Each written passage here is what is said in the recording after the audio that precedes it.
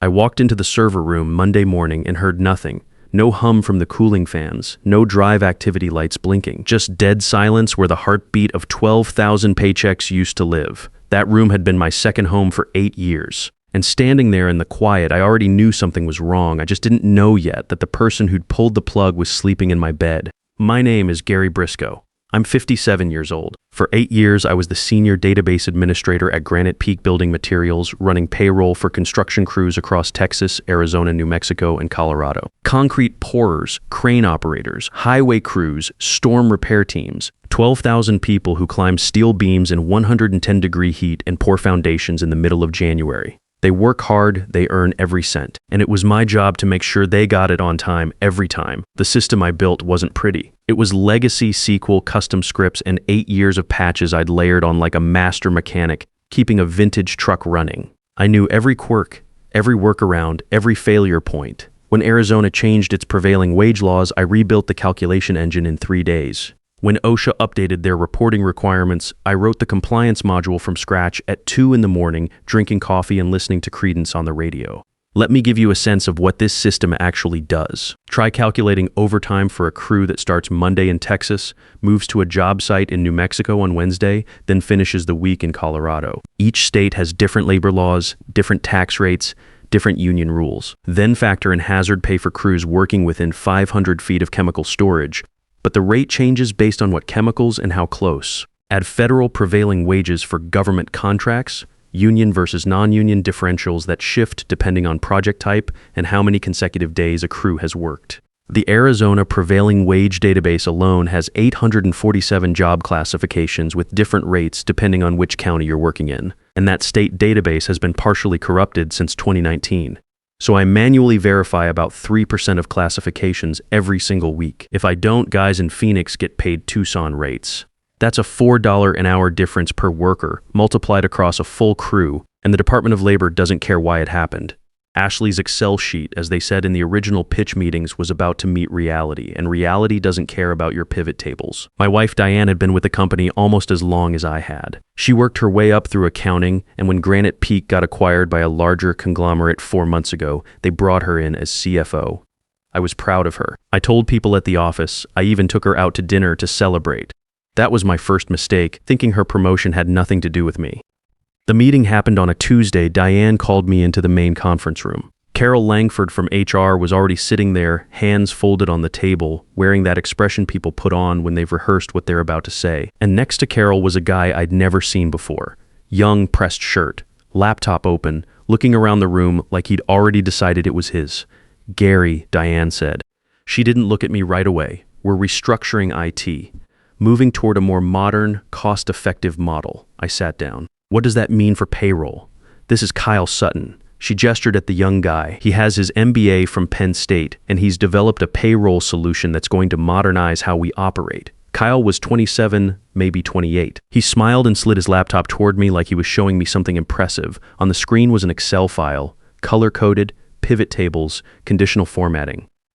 Macros highlighted in blue. I looked at it for a second, then I looked at Diane. You want to run payroll for 12,000 construction workers on a spreadsheet? It's not just a spreadsheet, Kyle said. It's a fully integrated model with automated calculations and lookup tables for all 4 states. Lookup tables. I said it flat. I turned back to Diane. You know what the Arizona prevailing wage database looks like? 847 job classifications. Different rates depending on which county the crew is working in. And the state database has been partially corrupted since 2019. I manually verify about 3% of classifications every single week. If I skip it, the guys in Phoenix get paid Tucson rates. That's $40 an hour difference per worker. Kyle started to say something. I kept going. Then you've got union versus non-union differentials that change based on project type and consecutive days worked. Hazard pay that activates within 500 feet of chemical storage. And the rate changes depending on what chemicals and how close. Multi-state overtime. A guy starts Monday in Texas, moves to New Mexico Wednesday, finishes in Colorado Friday. Every state has different labor laws, different tax rates, different union rules. Diane folded her hands. Kyle's model accounts for all of that. Has it ever processed a real payroll file? He's run it on sample data and theoretical scenarios. Sample data, theoretical scenarios. She said it without blinking. I looked at Kyle. When this goes sideways, and it will go sideways, don't try to fix it by reprocessing the file. Every time you reprocess, you create duplicate entries. Fix the problem first, then rerun. He nodded like he was being polite to someone's grandfather. When's my last day? I asked. Friday, Diane said. After the payroll run, Carol pushed a folder across the table. Severance paperwork, already printed, already waiting for me. I didn't argue. I didn't try to explain again why Kyle's approach was going to fail worse than a paper airplane in a tornado. I just stood up, shook Carol's hand, nodded at Diane, and walked out. But I didn't go home that night. I went back to my workstation and sat there for a long time, not documenting the system like they'd asked, just thinking. Something had been sitting wrong with me since I saw Kyle walk into that room, not the firing itself. The timing. Diane had been CFO for 4 months. That's not enough time to audit the IT department, evaluate a replacement system, find a vendor, negotiate terms, and schedule a transition. Not for a payroll operation this size. The whole thing felt pre-packaged, like the decision had been made somewhere else at some earlier point, and today was just the announcement. I pulled up the email server logs. It's not something most people would think to do, but I'd built compliance audit access into the back end years ago after a union grievance required us to produce communication records. I had legitimate credentials. I wasn't snooping. I was just looking. It took me under an hour to find it. Diane and Kyle had been in email contact for 4 months. Going back to before the acquisition was finalized, before she was CFO. The thread started with subject lines like modernization roadmap and legacy system assessment, then moved into specifics. Teaming the transition, headcount reduction targets, and what Kyle called phasing out the incumbent administrator. That was me. I sat back in my chair and read through the whole thread twice. She hadn't found Kyle after becoming CFO. She'd walked into the CFO role with Kyle already in her back pocket. The acquisition, her promotion, and my termination had been planned as a single package. 4 months of emails, and not once did she mention it at dinner, or on weekends, or during any of the evenings we spent watching TV, like nothing was different. I'm not going to tell you I didn't feel it, I felt it, but I'll tell you what I did with it. I copied every email to a USB drive, shut down my workstation, and called a labor attorney from the parking lot before I drove home. The next 2 days I spent doing exactly what they asked. Documenting processes, writing user guides, walking Kyle through the system step by step. He took notes on his iPad, asked questions that showed he didn't understand the answers, and kept referring to my SQL databases as the legacy stuff, the way you'd talk about an old fax machine. I showed him the Arizona verification process, the union contract meal break clause that nobody else remembered, the Phoenix time clock glitch that double-stamped entries after 11 p.m. On high network load Wednesdays. He typed it all into his notes app like he was collecting interesting facts, not critical operating knowledge. Thursday afternoon, he decided he was ready to test with real data. He imported the full payroll file, all 12,000 employee records from 47 job sites across 4 states. The spreadsheet immediately started lagging. I watched him click refresh twice while Excel churned through the data. Just loading, he said. I could see exactly what was about to happen. His lookup formulas were hitting circular references because prevailing wage calculations cascade through multiple layers. Federal requirements check first, then state, then local, and they can all apply to the same job at the same time. You can't resolve that with a VLOOKUP. You need conditional logic that checks criteria in a specific sequence, and you need to understand why that sequence matters. Kyle, I said, you might want to run that on a smaller subset first. Maybe 1 state, 1 job classification. It'll be fine, he said. I tested it extensively on sample data. Theoretical scenarios, I watched the memory usage spike. Excel froze for about 90 seconds, then came back showing error values in roughly half the cells. Kyle started clicking around, trying different things. I could see him getting tense, moving faster, clicking more. I didn't say anything else. Friday morning, I collected my things. Coffee mug, photo of my Harley. There was a bottle of bourbon in my bottom desk drawer I'd kept for payroll emergencies over the years. I left it there. Something told me they'd need it more than I would. Carl Dunbar walked me to the security desk. Carl had been with Granite Peak for over 20 years, facilities coordinator. The kind of guy who knew everything that happened in the building because he paid attention. He looked at my severance folder like it personally bothered him. This doesn't feel right, Gary. No, I said, it isn't. He lowered his voice. For what it's worth, a lot of people in this building know what you've been carrying. The stuff you've kept running that nobody else even knows exists. I signed the paperwork, shook his hand, walked out to my truck in the parking lot, windows down, credence on the radio. I should have been angry. I probably had every right to be. But mostly I felt like I was watching a slow-motion car crash from a safe distance. The asteroid was already on its way. The only question was how long it took to hit. My phone started going at 10:30 that morning. Nate Fielding from the payroll office. Gary, the system's showing I worked negative hours last week. Pete Whitfield from the Phoenix site. According to this pay stub, I make $847 an hour. I wish somebody had told me sooner. By 11 a.m., the texts were coming every few minutes. Employee ID numbers were being used as hours worked. Hours worked were being treated as pay rates. Excel was multiplying social security numbers as if they were wage multipliers. Randy Overton out in El Paso sent me a photo of his pay stub. It said he'd worked 2,847 hours that week, and his net pay was $12,000. He wrote, "Did I rob the company, or did the company rob me?" I could picture exactly what had happened during the import. Kyle had mismatched the column headers when he brought in the raw data file. The whole calculation engine was feeding on the wrong fields. But that was just the preview. The main event was still coming. The bank cutoff for direct deposits was noon. That's when the real disaster arrived. Rita from accounting called me at 11:45. Her voice had that tight, controlled quality people get when they're trying not to panic out loud. "Gary, we have a situation. Kyle's payroll file is showing some serious irregularities. Tell me, according to his calculations, we owe the federal government $223 million in tax withholdings this week. We only collected $180,000 from employee paychecks. And the bank is flagging a transaction trying to direct deposit $47,000 to a single concrete mixer in Albuquerque, while simultaneously deducting $23,000 from a crane operator's pay for something labeled equipment rental recovery fees." I pulled into my driveway and sat in the truck. "Has anyone told Diane yet? She's been in meetings all morning." Kyle told her he had it under control. Famous last words. "Rita," I said, "you might want to walk down the hall and pull her out of whatever she's sitting in and tell IT to stop Kyle from reprocessing that file. Every time he runs it again, he's creating duplicate entries on top of the existing errors." She went quiet for a second. "I'll try." By 2 p.m., Granite Peak Building Materials had stopped being a construction company and turned into a disaster zone. The bank rejected Kyle's payroll file so completely it probably left scorch marks on their servers. Their automated response flagged it as a potential fraud attempt. Invalid amounts, invalid accounts, invalid routing protocols, all in one submission.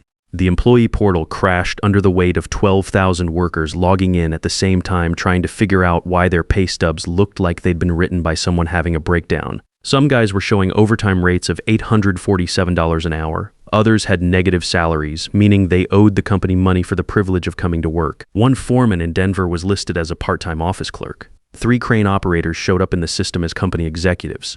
Carl texted me from inside the building. "Kyle's been locked in the conference room for 2 hours trying to fix it. Every time he changes something, something else breaks." Also, Gary. He deleted the original data file. He was trying to reload it clean and he wiped it. I read that twice. Of course he did. When you're panicking in Excel and nothing's working, the instinct is to start over, reload the file, begin fresh, try again. But when you delete the source data without a backup and your formulas are already corrupted, you don't start over, you just lose everything. Kyle had erased the only copy of the raw payroll data he had access to. What he didn't know, because I'd never mentioned it and he'd never thought to ask, was that I'd built a separate archive of transaction logs years ago on a server tucked behind the compliance audit system. It captured every payroll entry automatically every week, going back 6 years. It existed because I'd been through one near disaster in year 2 and decided I'd never be caught without a fallback again. Kyle didn't know that server existed. Neither did Diane. Phil Denton had been representing construction workers for over 20 years. He was built like a man who'd spent his younger years doing the same work his members did. Broad through the shoulders, unhurried in the way he moved, and completely out of patience for corporate excuses. When his members didn't get paid, Phil didn't send emails. He made phone calls, and then he showed up by 3 p.m. He was standing in the Granite Peak parking lot on the back of a flatbed truck with a megaphone, and the line of vehicles behind him stretched out to the street. Granite Peak Building Materials thinks they can play games with working people's paychecks. His voice carried across the whole lot. If they can't figure out how to pay us, maybe we should stop figuring out how to work for them. The wildcat strike spread fast. Phoenix sites went first. Then Albuquerque, then the highway project outside Denver. By 4 p.m., every Granite Peak job site in 4 states had gone quiet. 12,000 workers sitting in their trucks, calling local news stations, posting videos of idle cranes and empty job sites. Aerial footage started showing up on the evening news. Reporters were interviewing guys holding pay stubs that made no mathematical sense, asking union reps to explain how a company that built half the infrastructure in the Southwest couldn't manage basic payroll. The story ran on 3 local affiliates that night. By morning, it had been picked up nationally. Carl kept texting me updates from inside. Diana had come out of her meetings to find the building in full crisis mode. She and Kyle had been in the conference room together for hours, going in circles. The board of directors had been notified and were flying in for an emergency session. The state labor boards in Texas and Arizona had already made initial contact with the legal department. I watched the evening news from my living room with a cup of coffee, saw the aerial shots of silent job sites, saw Phil Denton talking to a reporter in the Granite Peak parking lot, calm and direct, the way a man talks when he knows he's right and he has time on his side. I thought about Diane sitting in that conference room. I thought about the 4 months of emails I had on a USB drive in my jacket pocket. I thought about the conversation I'd had with my attorney 2 days earlier, and the wrongful termination filing he was already preparing, and the conflict of interest documentation he'd said was about as clean a paper trail as he'd seen in years. Then I turned off the TV and went to bed. Some things you learn after enough years doing a job that actually matters. Patience is not the same as doing nothing. Sometimes waiting is the most deliberate move you can make. I had everything I needed. All I had to do was let the next few days run their course. Tuesday morning, I was on my porch with a cup of coffee when my phone rang. Number I didn't recognize, but I picked up anyway. Gary. The voice belonged to the board chairman, a man named Lyle Garrett, who I'd met exactly once at a company event 2 years earlier. He sounded like he hadn't slept. We need to talk. Morning, Mr. Garrett. I'll get straight to it. We need you back. Whatever you need, name it. I'd written the number down before he called. I'd known this call was coming since Friday afternoon, and I'd spent the weekend making sure I knew exactly what I was going to say when it did. $15,000 cash up front, I said. New contract at double my previous salary. I report directly to the board, not through operations, not through the CFO office, and I want a written statement posted on the company website acknowledging that the payroll failure was caused by premature implementation of an inadequate system. Silence on his end. Also, I said, my attorney will be in contact with your legal team this week regarding the circumstances of my termination and the conflict of interest documentation we've gathered. That process continues regardless of whether I come back. Another silence, longer this time. Fine, Garrett said. All of it. Just come fix this. I drove to the office Wednesday morning. Phil Denton was still in the parking lot with a handful of his guys sitting in camp chairs next to a coffee thermos like they had all the time in the world. Phil walked over when he saw my truck pull in. Tell me you're here to put this right. Direct deposits should clear Thursday morning, I said. First thing, back pay. My guys have been sitting here 2 days. Every cent. Plus overtime for every scheduled shift they missed. He nodded once, the way a man nods when he's satisfied but not going to make a show of it. I went inside. The server room felt like coming home after a long trip. Same hum, same lights, same smell of cool air and old hardware. I sat down at my workstation, pulled up the compliance audit server, and found the transaction log archive exactly where I'd left it 8 years of weekly payroll entries, clean and complete, untouched by anything Kyle had done because he'd never known to look for it. I want to be honest about what the next 18 hours looked like. It wasn't dramatic, it was just work. Methodical, focused, the kind of work you can only do when you know the system well enough that you don't have to think about the next step because your hands already know where to go. I rebuilt the payroll file from the archive records, cross-referenced every entry against the original time logs, ran the prevailing wage verifications for all 4 states, flagged the calculation errors for the labor board audit trail, and checked the union contract differentials line by line. I found 3 places where Kyle's import had corrupted underlying database tables, not just the output file. I fixed all 3. I found a cascading error in the Arizona tax module that would have resurfaced on the next payroll run even if Kyle had somehow gotten this one right. I fixed that too. At 6 a.m. Thursday, I transmitted a clean payroll file to the bank. It cleared in under 4 minutes. No flags, no holds, no fraud alerts. Just 12,000 correct direct deposits, plus full back pay with overtime for every strike day, hitting accounts before most of those guys had finished their first cup of coffee. Carl texted me at 6:22. Phil Denton just shook hands with half the parking lot. Sites are spinning back up.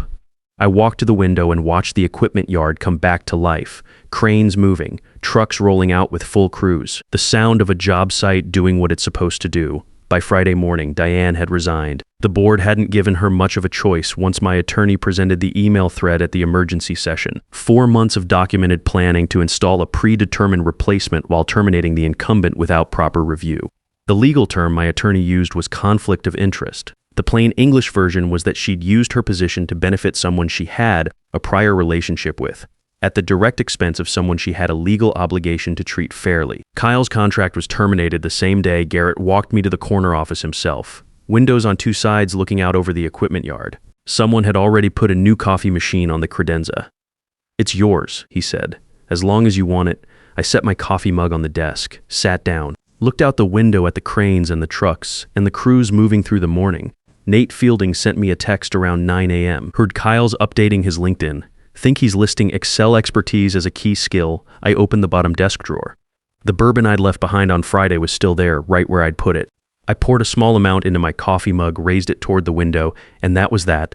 The divorce papers were filed the following Monday. I'd signed them the same afternoon I'd spoken to my attorney, back when I was still technically employed and the USB drive was still warm from being copied. Some things, once you see them clearly, you don't need time to think about. If you've put in the years, learned the work down to the bone, and watched someone with a fresh degree and a colorful spreadsheet walk in and tell you that what you built doesn't matter anymore, then you already know how this story feels. Experience isn't just time served. It's knowing where the bodies are buried, which systems have quirks at 11 p.m. on Wednesdays, and why a $4 an hour error in the wrong county multiplied across a full crew turns into a federal audit. No MBA teaches that. No Excel macro catches it. And when the whole thing comes apart, there's only one phone call they know to make. Make sure that call goes to you.